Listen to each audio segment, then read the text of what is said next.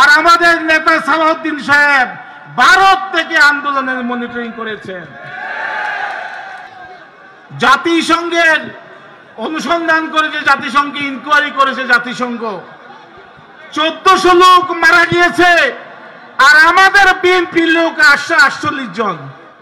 সবচেয়ে বেশি লোক শহীদ হয়েছে আমাদের লোকজন, সবচেয়ে কারাগারে গিয়েছে আমাদের লোকজন। কেউ যদি প্রশ্ন করে যে বিএনপি কিছুই করে নাই, বৈষম্য বিরোধী আন্দোলনের বিএনপি ছিল না, এটা একটা হাস্যকর ব্যাপার। আমরা জানি তারেক রহমান সাহেব লন্ডন থেকে মনিটরিং করতেন আর আমাদের নেতা সালাউদ্দিন সাহেব ভারত থেকে আন্দোলনের মনিটরিং করেছেন। তো আমাদের থেকে অবদান আর কারো নাই। আমরা চাই জাতীয় সংসদ নির্বাচন ডিসেম্বর না, অবিলম্বে জাতীয় সংসদ নির্বাচন করে জনগণের প্রতিনিধির কাছে ক্ষমতা হস্তান্তর করতে হবে।